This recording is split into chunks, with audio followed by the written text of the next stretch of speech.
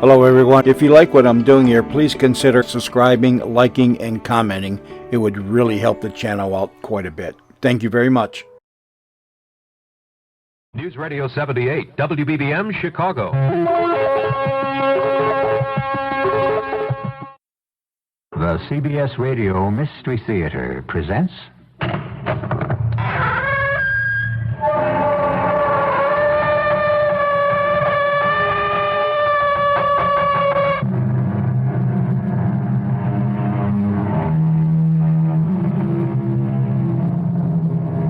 Come in.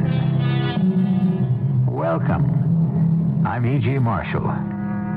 From the time the caveman discovered the fist to our present ingenious engines of destruction, what a long way we've come. And how much further will we go? Or perhaps I should say, can we go? How much longer can our reason keep pace with our sometimes irrational inventions?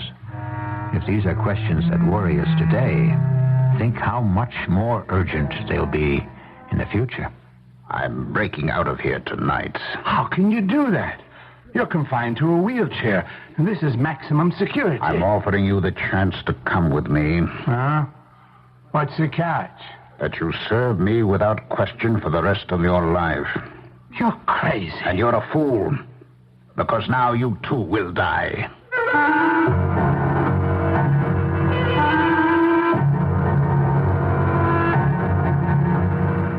Our mystery drama, The Tunnel Man, was written especially for the Mystery Theater by Percy Granger and stars Ralph Bell.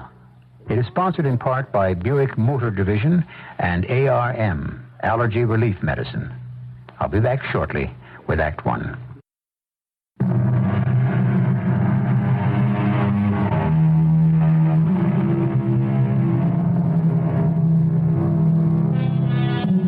Mankind's chances for survival? We talk about the balance of power and the spread of nuclear weapons. But there is another voice at table. This is the voice of nature. We all have our pet fears, darkness, thunder, but perhaps the most terrifying of all is the earthquake. The thought that the solid earth on which we stand could suddenly divide beneath our feet and swallow us is so horrifying, we refuse even to think about it. We're in a monitoring station on the West Coast. Good morning, Dr. Trilby. Oh, good morning, Sam. How did you talk over the mayor? Well, the National Guard and local army units are standing by, but he still doesn't want to order an official evacuation of the city. But that's insane. What right does he have not to warn the people of the full danger? As long as there's any hope that the earthquake won't happen, he wants to remain optimistic. Oh, politicians. They never change, do they? Any new developments over the night? No. I spent half the night at the telescope watching the skies. The planets come closer and closer together. And at 4 o'clock tomorrow afternoon, they'll be in perfect alignment for the first time in 400 years. And their combined gravitational pulls are going to activate every fault line on Earth, including the one we're sitting on. And all we can do is wait. Well, I think you're being a little too pessimistic after all. We can't know for certain what the effects will be until the Earth begins to enter the gravitational arc. By which time it will be too late. Well, it's still only a theory, Sam. After all, this same phenomenon of planetary alignment did occur 4 centuries ago without leaving any cataclysmic upheavals in its wake. I'd say there's still room for hope. What's that? The seismograph. Well, it's going crazy. What is it? I don't know. It's recording a vibration with an amplitude of nearly 60 millimeters. Preliminary tremors already, but our calculations... No. It's too strong for that. What's the depth? It's only 70 feet. Well, I don't get it. What?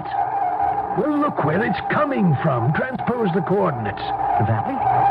But that's safe ground. It's solid bedrock. It seems to be moving at a steady pace. Good Lord. What? Look at the screen. Look where it's headed. Straight towards the fault line. I'm calling the mayor, and if he won't listen, I'm calling the National Guard. It's no use, Sam. If it's the real thing, it's too late. Wait, what happened? It stopped.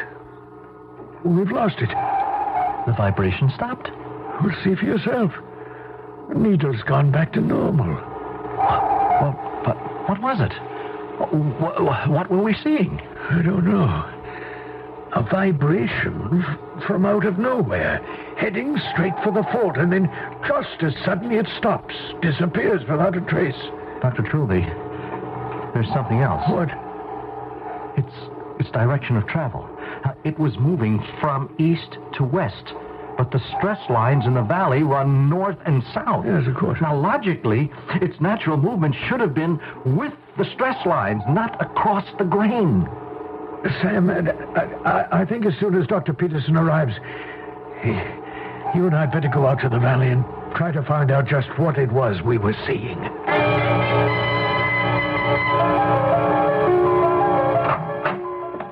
Are you the bank manager? Yes, James Dale. Well, I'm Ron Hankler, police commissioner. Thank you for coming, Commissioner. Captain Aylward said it was a pretty extraordinary situation. Well, I don't know what to make of it. You've been robbed now, is it right? Well, yes, I guess we have. All right, well, just tell me what happened, Mr. Dale. I can't. What do you mean? I mean, I can't explain it. I think perhaps I'd better take you down to the vault and let you see for yourself.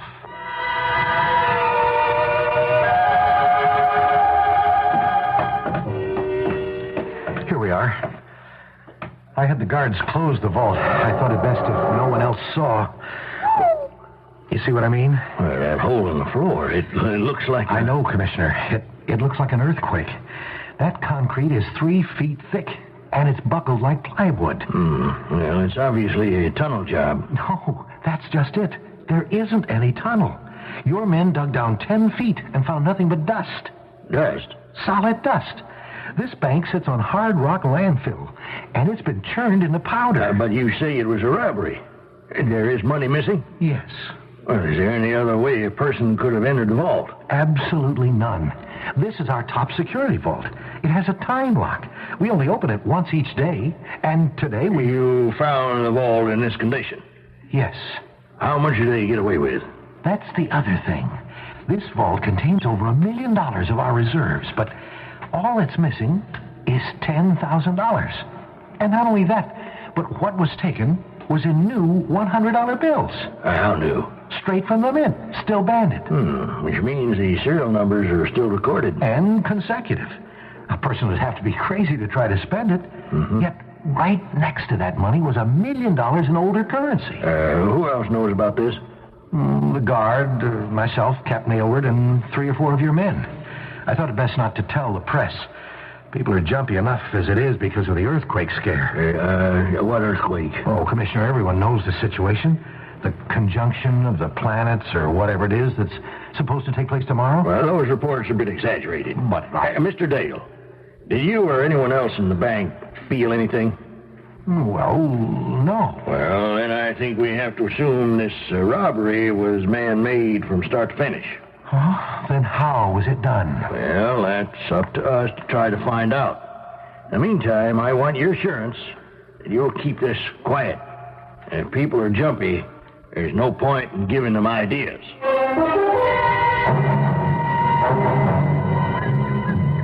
Dr. Trilby? Yes, Sam? Dr. Trilby, I talked to the farmers over there. They've been out in this field all morning. And? Nothing. They didn't hear a thing. According to our data, the tremor passed right beneath this spot. Yes, but there's nothing here. I know. No throw, no horizontal displacement of any sort. Now look at this. Even the topsoil isn't disturbed. Yet the signals we picked up indicated a vibration significant enough to have caused visible damage. Now, we've been tracing the tremor's course for over 3 miles now, and everywhere it's the same story. No one's heard or felt a thing. Well, we have got to report this to the authorities. I guess so. It's madness for them to wait any longer. Maybe everything we know doesn't tell us that disaster is inevitable. But what about everything we don't know?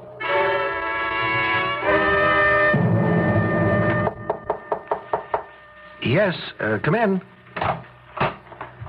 Oh, excuse me, I didn't realize you were incapacitated. I can manage by myself. You're the manager of this bank?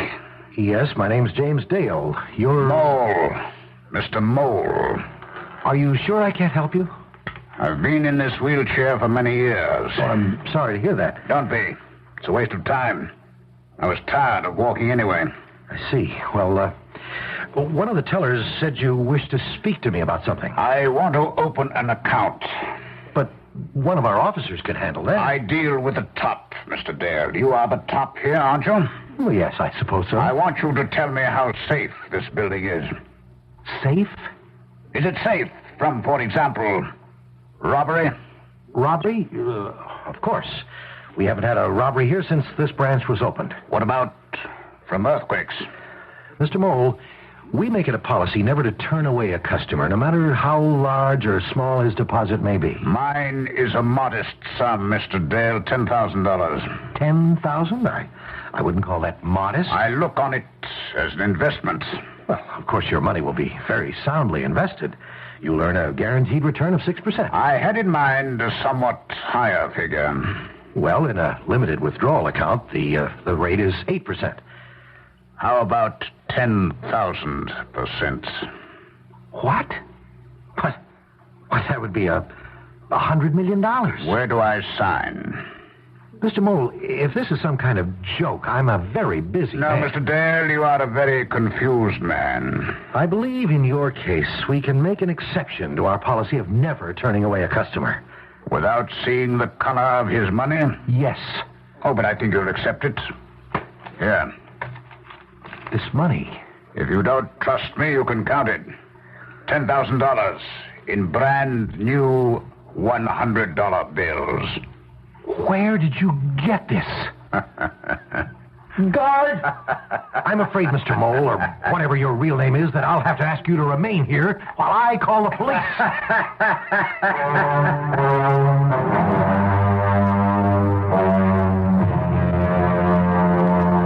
A large metropolitan area hovers on the brink of disaster. Its scientists probe for signs.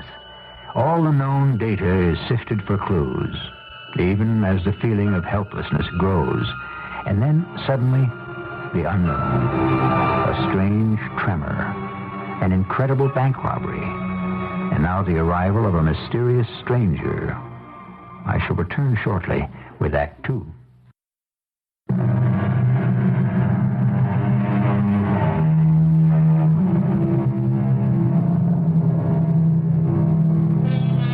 The mysterious Mr. Mole has been taken into police custody without resistance. Nor does he make any effort to deny his responsibility for the $10,000 robbery. But as to how this robbery was accomplished, that he does not seem willing to tell, at least not yet. However, the question which no one dares ask is what connection, if any, his bizarre actions have to the impending doom facing the city. The commissioner of police has sent for the mayor. Come in, Your Honor. Come in. I came as soon as I could get the city council off my back. You made it sound pretty urgent. I'm not sure. Those damn fools on the council want to sound the alarm and throw everybody into a panic over this earthquake business. Don't you think it might be wise to undertake an orderly evacuation of the city while there is still time? No. The reports from Dr. Trilby at the Mount Olive Laboratory are still not conclusive. Mm-hmm. It's still not definitely known that this planetary business tomorrow will have any effect on the fault. Mr. Mayor, we have less than 24 hours left. Now, as a precaution, what can it hurt? Hurt? I can tell you exactly what it can hurt. First of all, there'll be a stampede. People killing each other trying to escape, no matter how much time we tell them they have. Crowding the bridges, traffic jams, accidents. And then there'll be others who will see a golden opportunity to stay behind and run riot, looting stores, robbing banks. We have the Army and the National Guard to keep order. Not to mention my men, Mr. Mayor. Commissioner, we've had this discussion 100 times. Now, What is it that you're really afraid of? all right, I'll tell you. It's that when all the shouting dies down, we'll discover the city's reputation has suffered irreparable damage. People will begin moving out for good. The possibility of a major quake has never been a secret, but well, up to now, the city has thrived in spite of it. And you know why? Because our citizens are tough. They have confidence. They're optimists. You just can't believe it would actually ever happen, can you? No, I can't. But scientists know it's inevitable. It's only a question of when. That's right, when? 100 years from now? 200? 1,000? Now, look, if this is all you wanted to see me about... No, Your Honor, it isn't. There was a robbery this morning at the First Pacific Bank. Now, Commissioner, please, I don't have time. Now, wait, I think you should hear me out. An hour ago, we took a man into custody. He offered no resistance. In fact, he's as good as gave himself up. He wheeled into the bank manager's office and attempted to open an account with the very money that was stolen not 2 hours before. He wheeled in? Yes, he's confined to a chair. Well, what does this have to do with me? He is demanding to see you. And I think under the circumstances... Now, look, I can't waste time now on crackpots. I've got my hands full. How can a man in a wheelchair rob a bank? Well, that's just it. The method he used. It seems to have been an earthquake. What? Yes, the floor of the vault was torn apart, and the ground beneath was crushed to a powder as if the earth had shifted. Well, didn't the people in the bank feel anything? No. Well, this is preposterous. I don't know. There's something about this man, something ominous. An incredible sense of power. And I think if we ignore him, Mr. Mayor, it's at our own peril.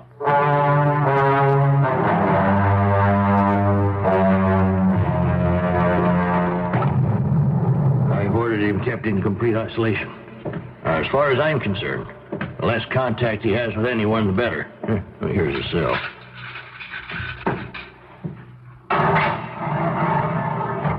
Oh, where is he? What? Well, there's no one in there. He's gone. Look, if this is your idea of maximum security... Look, the floor. It's been chewed to bits. Well, he must have had some kind of tool concealed in his wheelchair. There is no tool that could wreak that kind of damage. That's 3 feet of steel-reinforced concrete. Whatever it was, he obviously tunneled out. I don't think so. Well, he's gone, isn't he? There's no hole in the ceiling, there aren't any windows, and I watched you unlock the door myself. What other direction could he possibly have gone except down? But you won't find a tunnel. Well, how do you know? Because this is exactly what happened at the First Pacific Bank. Look. Commissioner, what are you doing? I am digging to show you that there is no tunnel. All right, stop raising all that dust. This isn't dust, Mr. Mayor. It is bedrock. It is solid granite. It's the earth we stand on.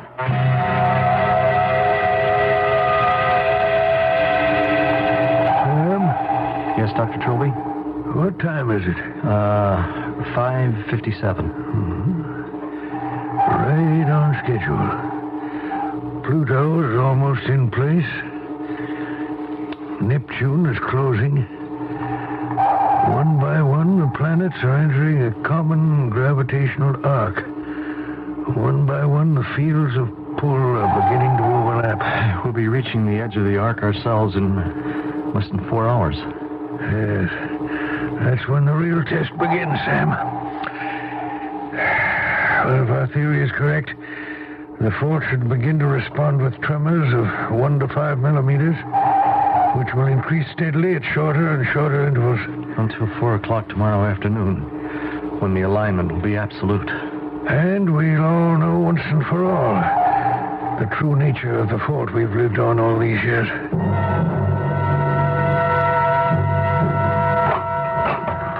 Eh? Who are you? Mr. Mayor, How did you get into my office? your secretary has a very usable sympathy for people with disabilities. That wheelchair. Are you... My name is Mole. Mr. Mole. You're the man who escaped from the city jail, who robbed that bank. Oh, that was only by way of establishing my credentials. Miss Walcott, get me the police commissioner on the phone. You're not a very curious man, are you, Mr. Mayor? My exploits have left you unimpressed. Now, look, I have no time for anecdotes of a petty criminal. I have more important things on my mind. That's why I'm here. Your city is in danger. Is it not? Well, there's no absolute proof. I'm still waiting final word from our laboratory on Mount Olive. Well, Mr. Mayor, I have some good news for you. And some bad news. Now, look, It would behoove you to listen. In fact, you are right. The danger this imminent alignment of the planets poses has been exaggerated by those cautious creatures who refuse to accept the fact that to live means to take risks. According to my calculations, the chance of a major disaster is well under 50%. And just what are your calculations? They're worth a great deal to me. I'm a practical scientist, Mr. Mayor, a very practical scientist. You see, my calculations are based on one very important assumption. They'll hold only if nature is permitted to take its course. What do you mean? I mean, Your Honor, that I am also an inventor. Look, who are you? Just how did you escape? Now you are curious, eh? We can begin to talk usefully. Yes? Look, Commissioner, I think you'd better come over here at once. Your prisoner is in my office. On the contrary, Mr. Mayor, you are my prisoner. What? But you are not alone. The commissioner is also my prisoner. In fact, your entire city is in my hands.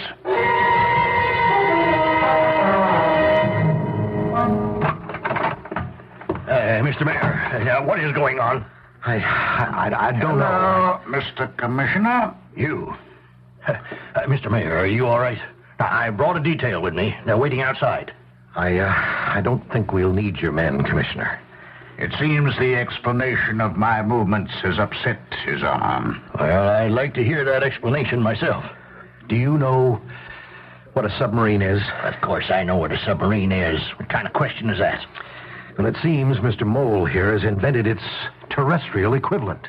A machine that moves through the earth? Precisely, Commissioner. As a submarine moves through water. How? By an extremely simple device. The nose of my Earthship contains a rotating unit 15 feet in diameter. This unit resembles an enormous screw, and it can turn at speeds high enough to cut through even the most obdurate bedrock. And that is how you got into the bank? Oh, no. The mothership is far too big for such precision work. There is a smaller two-man craft, which of course operates on the same principle. The blades of the screws are made of a metal compound, also of my own invention, which churn the earth to dust. The dust is then channeled through grooves to the rear of the craft and left just where it was. Which explains why you left no tunnel. The actual robbery was committed by two of my crewmen, and my escape was effected in the same manner. Just how many men do you have? Enough. It's unbelievable. Yeah, sure. It's very clever. But its limitations are obvious. Well, how do you mean? This time, we won't be so considerate of Mr. Mole's condition. He'll have a nice cell on the top floor. I don't think so. Well, why not? Well, because there's something else, something he hasn't told you yet. My Earthship resembles a submarine in one more respect, Commissioner. It contains an arsenal. Arsenal? Yes. It has torpedoes. And at this very moment, they are trained on the three primary focus points of the fault that surrounds this city. Do you know what a focus point is, Commissioner? I'm not sure. They are the vulnerable points of a fault line. If those torpedoes are released tomorrow afternoon, the combination of their impacts and the stresses created by the gravitational pull of the planets will detonate an earthquake unparalleled in the history of the world. I don't believe this. The man is mad. Commissioner, please. He won't do it. He's got a proposition.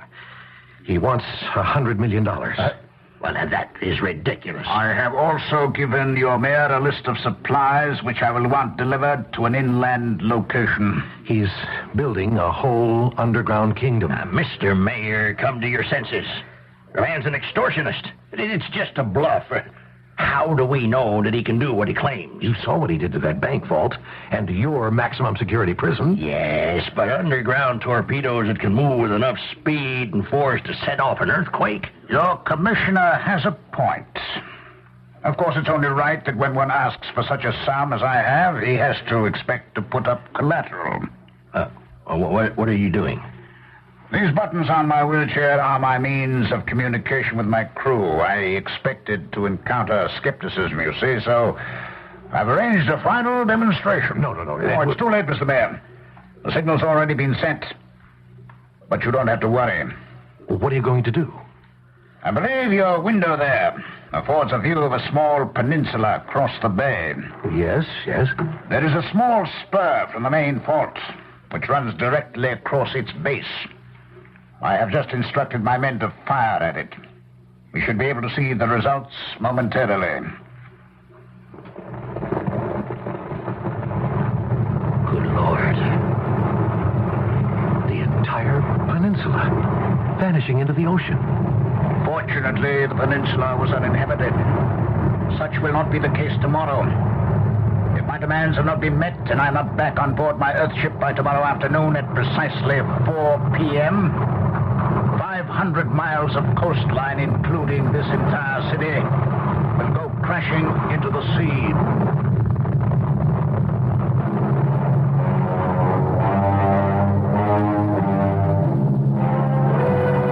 With a faith worthy of our primitive ancestors, we extend our civilization to the very brink of disaster and cross our fingers. And now, suddenly, without warning, another specter which haunts us all has become a reality. The specter of absolute power in the hands of a man whose heart is filled with madness. I shall return shortly with our final act. This is WBBM Chicago.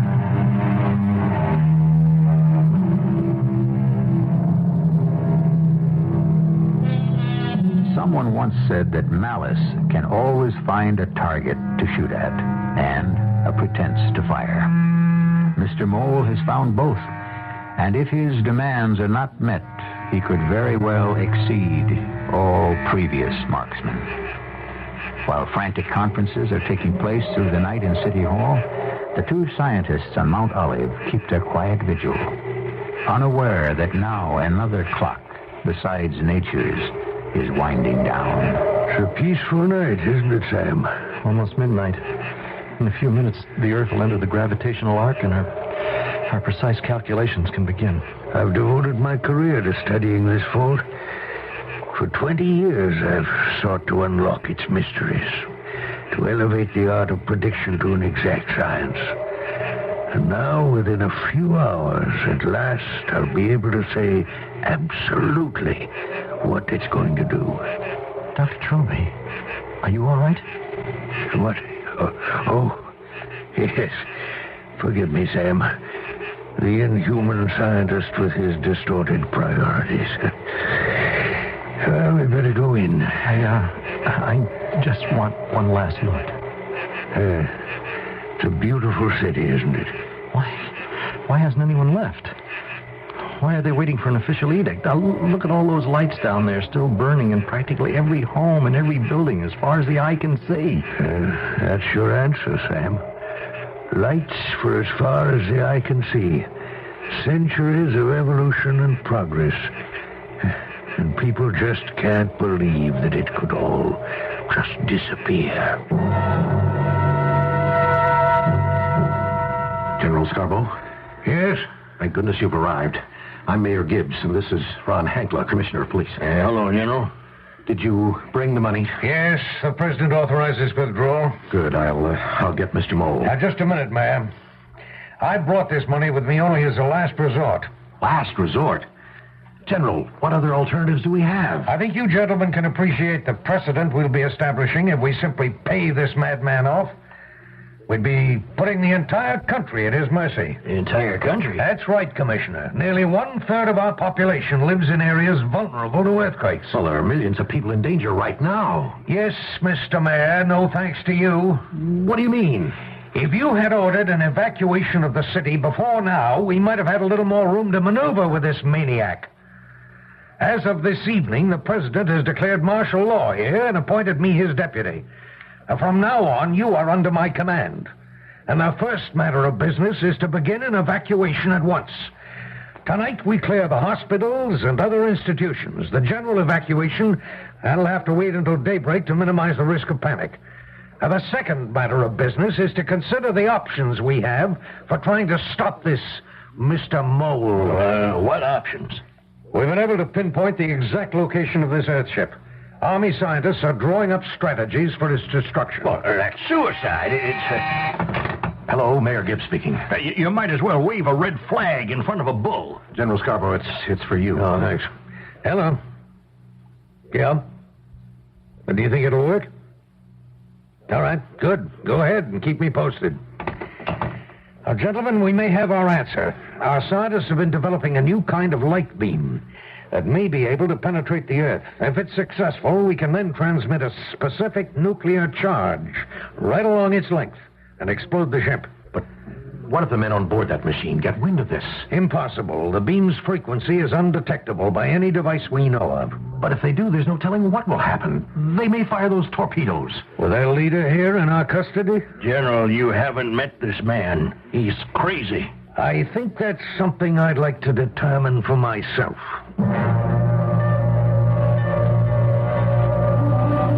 Who are you? I'm General Scarborough, United States Army. And you want to know if I'm really prepared to carry out my threat, eh?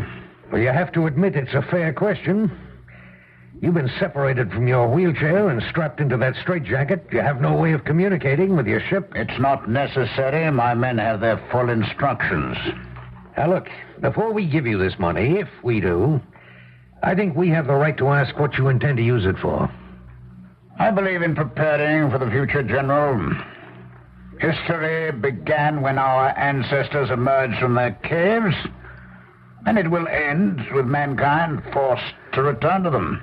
How can you be sure of that? Because that is what happened to me. What do you mean? Why do you think I wear these dark glasses? Why do you think I can't walk? Look at my skin.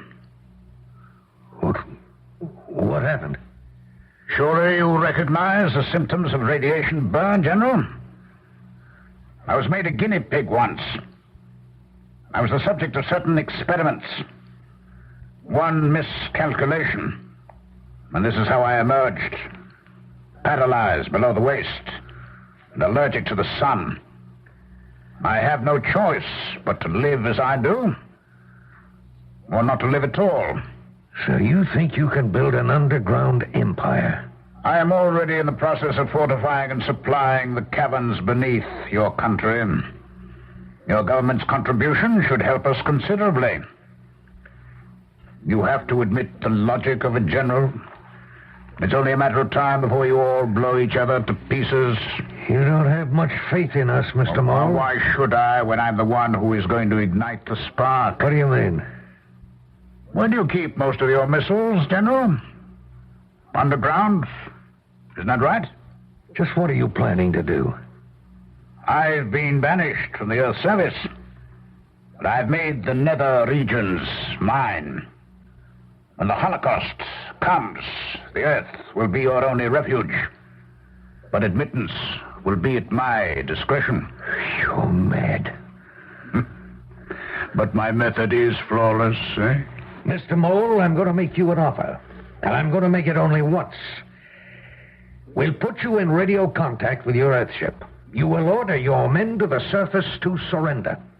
But why should I do this? Because at this very moment, we are cutting a channel to your Earthship with a laser beam.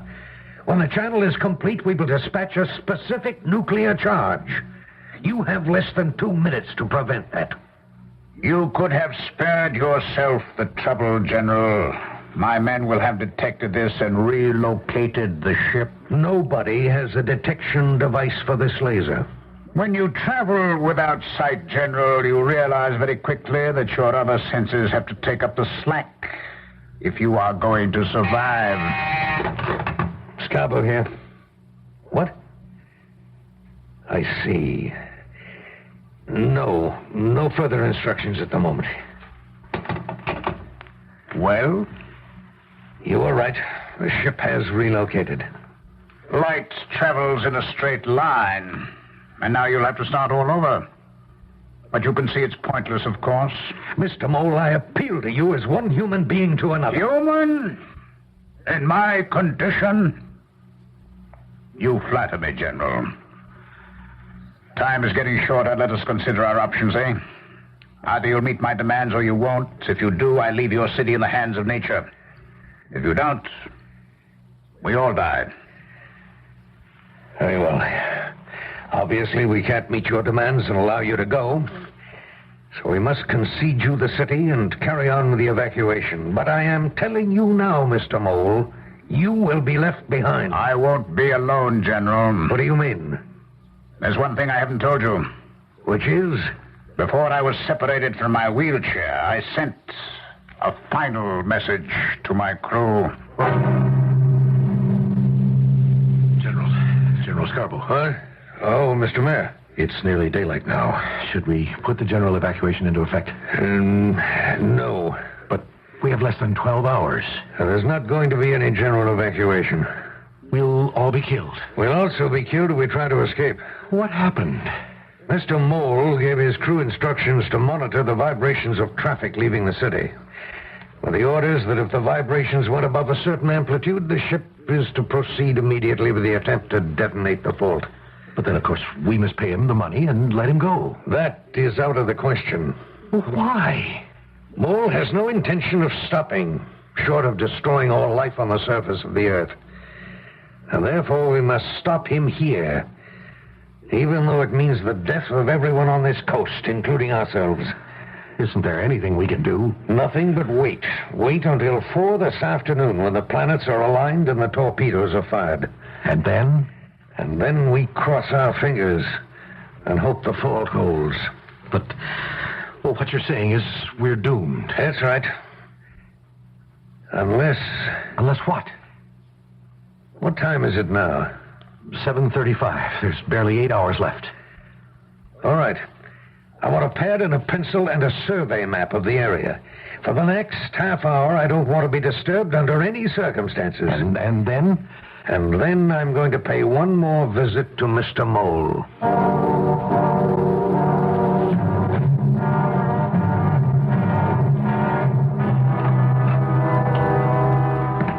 You're back, General, eh? You've reconsidered? Not at all.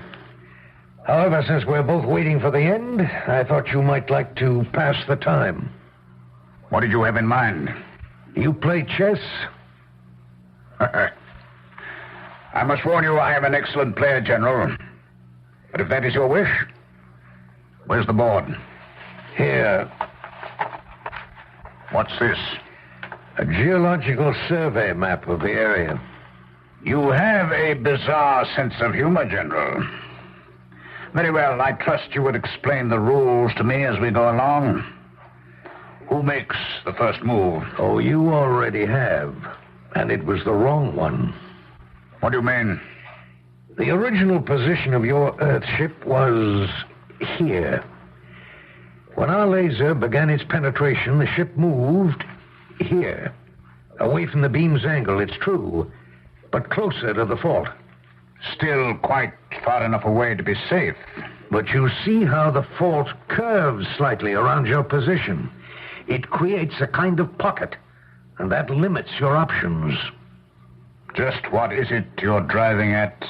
The laser takes 10 minutes to penetrate the ground the first time, but the second time, in the same spot, the transmission is instantaneous, thus effectively eliminating that space as one which your ship can pass through. So I am in retreat. Is that it? Straight toward the fault. The pawns against the king. My calculations tell me I can force your ship into the fault zone in 28 moves. At 10 minutes a move, that's 4.5 hours, which will leave us 3 hours to evacuate the city. And if my men see what you are doing and detonate the fault before they are within its range? That's a chance we'll have to take. If your plan works, it means a stalemate. And the future will be left up to nature, after all.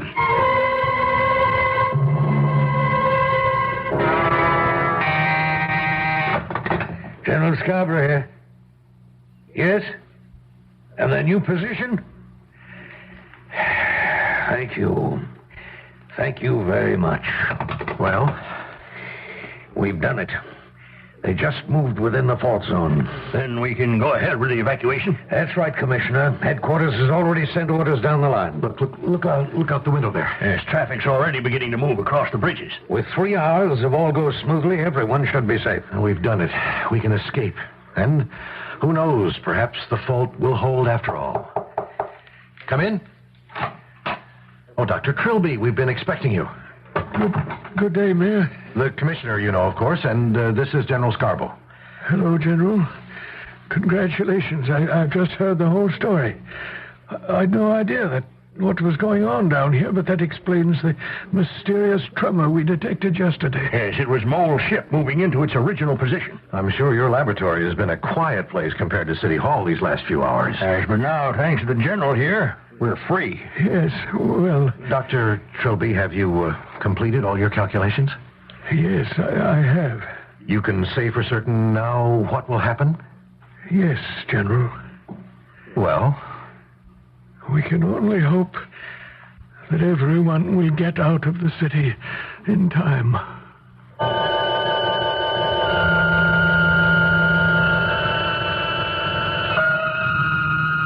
Perhaps the single most terrifying thing about nature is its total indifference.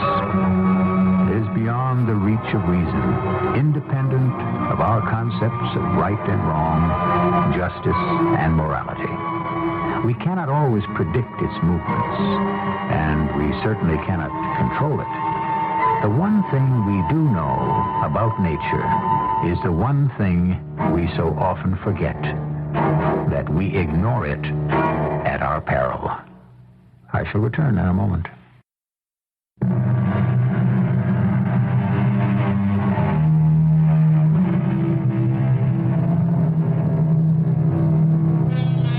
The brain is like a muscle, and just as some loads are too heavy for the arms to lift, so there are thoughts too awesome for the mind to bear. Our story took place in the future and falls properly into the realm of science fiction, but we thought it best to tell it to you now, while we still could. Our cast included Ralph Bell, Court Benson, Earl Hammond, and Robert Maxwell. The entire production was under the direction of Hyman Brown. And now, a preview of our next tale. $10,000 is certainly cheap enough to save your life. By coming here, you could be signing your own death warrant. Why? Oh, Lieutenant, isn't it possible that some people may be motivated by idealistic considerations? Oh, sure. In the movies, in the books. Because that's what we'd like to believe. But you and I, we can't afford to believe that way. I mean, you're a doctor, I'm a cop. We know how people behave when life and death are on the line. But still, there are those few Yes, every now and then you run across a saint. And somehow, I don't think that's you, Mr. Tarbell. So, I'm going to ask you that question again. Why are you here? Well? Lieutenant, I have a confession to make. Radio Mystery Theater was sponsored in part by X-Lax. This is E.G. Marshall inviting you to return to our Mystery Theater for another adventure in the macabre. Until next time, pleasant dreams.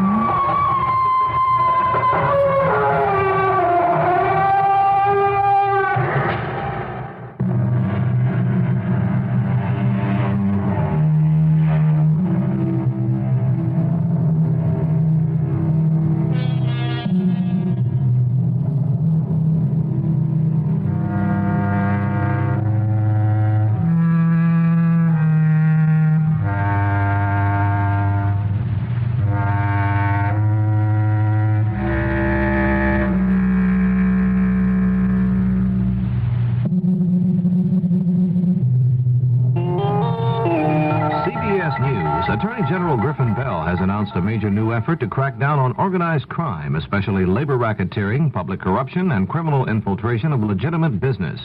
This is Doug Poling reporting on the CBS radio network.